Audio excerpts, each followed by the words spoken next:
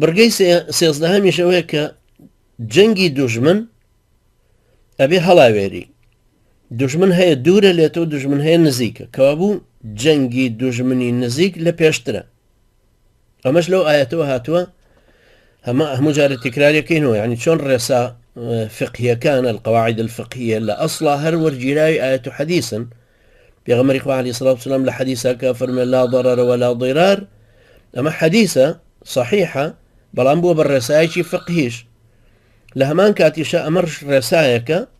جەنگی دوژمنی نزیک لە پێشترە، چونکە خوای گەورە فەرمێ یا ئەیها الذین آمنوا قاتلوا الذین یلونکم من الكفار، ئەو کەسانەی باوەڕتان هێناوە جەنگی ئەو کەسانە بکەن لە کافرەکان کە لێتانەوە نزیکن، کەوا بوو جیهاد دژی کافرانی نزیک لە پێشترە وەک لە کافری دوورە دەست. ابن قدامە ڕەحمەتی خوای لێبێ لە کتێبی ئەلموغنیەکەیە لە مجەلەدی دەیەم لاپەڕە 372 ئەفەرمێ مەسەلەیەک ئەهێنێتەوە، فەرمێ هەر کۆمەڵە مسلمانە و جەنگ دژی ئەو دوژمنانە ئەکا کە لێیانەوە نزیکن. بەڵگەی ئەمەش ئاەتی یا ئەیها الذین آمنوا قاتلوا الذین یلونکم من الكفار بۆیە بێ بە دەلیل، چونکە کافرین نزیک زیانی زۆرترە. ئەوانەی لە پشتیشین لاوازە بن و کاریگەریان نامێنێ. بە پێچەوانەشەوە جەنگ لە دژی دوژمنی دوور و مەشغوڵ بوون پێوەی دوژمنە نزیکەکان بێخەمەکات و زیاتر بۆ دژایەتی ئیسلام و مسلمانان لێ ئەبڕێن و هەلی زۆری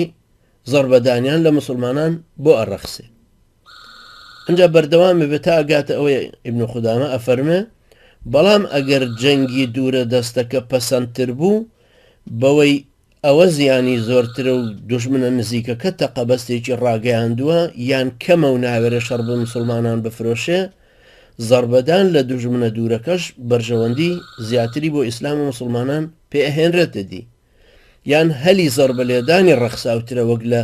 هەلی لێدانی دوژمنە نزیکەکە، ئەشێ جەنگ بەرامبەر بە دوژمنە دوورەکە ڕاگەیاند. ابن كثيرش ڕەحمەتی خوای لێبێ لە تەفسیری هەمان ئاەتی التوبة 123 يا أيها الذين آمنوا قاتلوا الذين يلونكم من الكفار فرما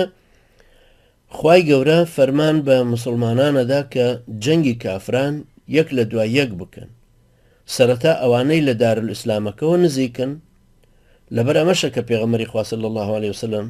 سەرەتا لە مشریکەکانی نیوە دوورگەی عەرەبەوە دەسی پێکرد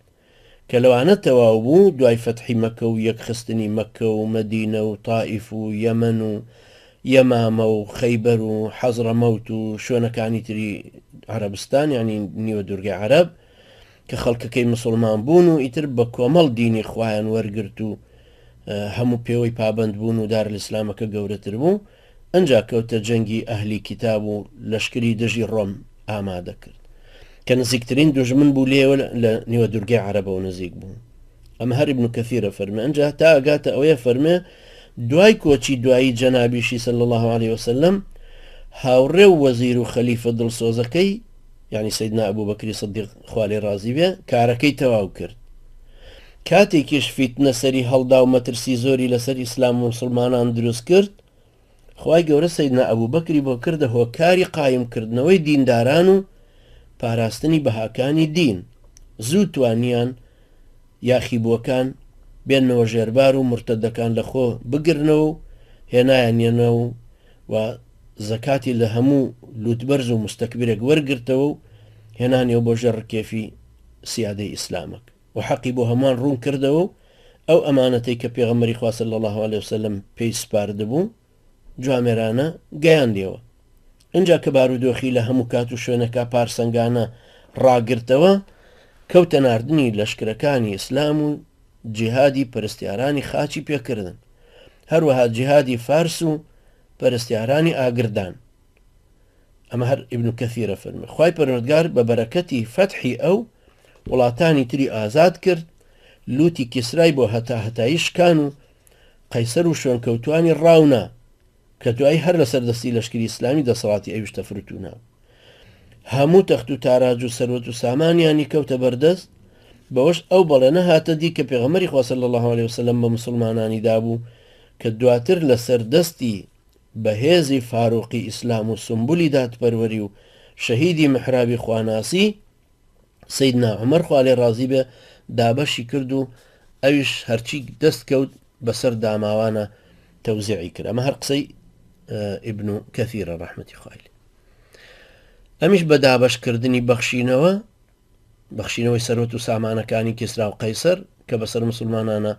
دابەشی کردنەوە بەیت المالەکەی هەموو گەیاندەوە بەدەست خەڵکی. بەمەش ئەوەندەی تر کسپیان لە جەرجی دوژمنانی ئیسلام هێنا و